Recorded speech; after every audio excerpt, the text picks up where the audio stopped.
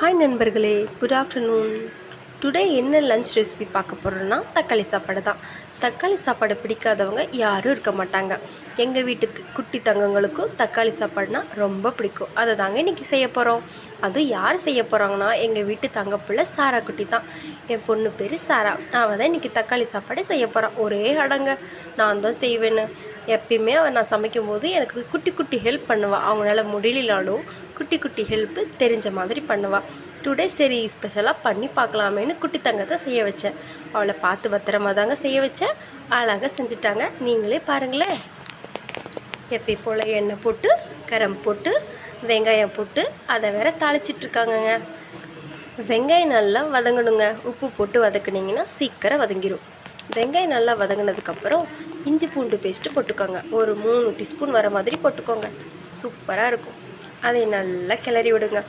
இஞ்சி பூண்டு பேஸ்ட்டு பச்சை வாசம் போகிற வரைக்கும் நல்லா வதக்கிக்கோங்க. இஞ்சி பூண்டு பேஸ்ட்டு நல்லா வதங்கினதும் நமக்கு தேவையான அளவு ஒரு கைப்பிடி அளவு புதினாவை போட்டு நல்லா வதக்கிக்கோங்க.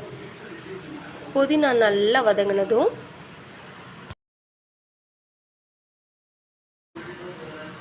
அதை பாருங்களேன், எவ்வளோ அழகாக எடுத்து போடுறா தங்க பிள்ளை.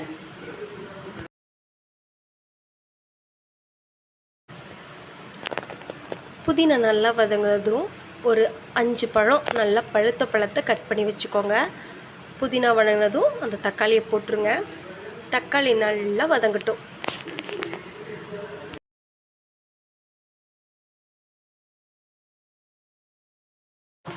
எங்கள் வீட்டு தங்கப்பிள்ளை எவ்வளோ இன்ட்ரெஸ்ட்டாக இருக்காங்க பாருங்கள் சமையலில். இப்போவே இப்படி இன்ட்ரெஸ்ட்டாக இருந்தாங்கன்னா என் பொண்ணு பெரிய பிள்ளையானா எனக்கு எப்படி சமைச்சு கொடுப்பான்னு பாருங்களேன். நெக்ஸ்ட் மிளகாத்தூள் 2 டீஸ்பூன் போடுறாங்க. அதை போட்டான்னு வேற கேட்டுட்டு போடுறாங்க. நல்லா வதங்கட்டும் எண்ணெயில்.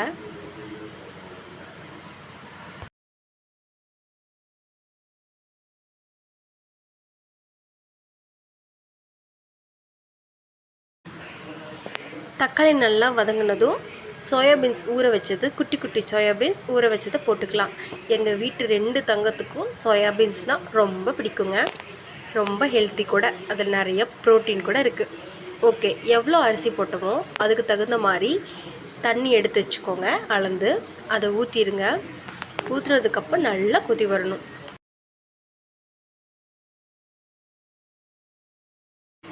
இப்போ என் தங்கத்திட்ட எப்படி இருக்குன்னு கேட்குற, சூப்பராக இருக்குன்னு சொல்கிறாங்க. நெக்ஸ்ட்டு உப்பு போட்டுக்கோங்க. தேவையான அளவு போட்டுட்டு டேஸ்ட் பண்ணி பாருங்கள். இப்போ அளந்து வச்ச அரிசியை நம்ம போட்டுக்கலாம். நல்லா கொதி வந்ததுக்கப்புறம் அரிசி போடுங்க. அரிசி போட்டு கொஞ்ச நேரத்தில் மூடி போட்டு விசில் போட்டுருங்க. ஒரு 3 விசில் விட்டால் போதும். சாப்பாடு நல்லா பளபளன்னு வெந்துடும்.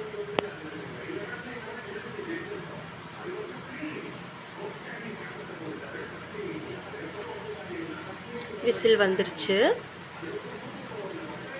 இப்போ சர்வ் பண்ணலாமா? நல்லா கிளறி விட்டுக்கோங்க. தட்டில் போட்டு நம்ம குட்டி குழந்தைங்களுக்கு கொடுங்க. விரும்பி சாப்பிடுவாங்க. என் தங்கம் அழகா ஜன்னல் இடத்துல உட்காந்து வேடிக்கை பார்த்துட்டே சாப்பிட்றாங்க. எப்படி இருக்குன்னு கேட்டதுக்கு சூப்பராக இருக்குன்னு சொன்னாங்க. நீங்களும் ட்ரை பண்ணி பாருங்கள். தேங்க்ஸ் ஃபார் வாட்சிங். எங்களோட புது சேனல் சப்ஸ்கிரைப் பண்ணிக்கோங்க.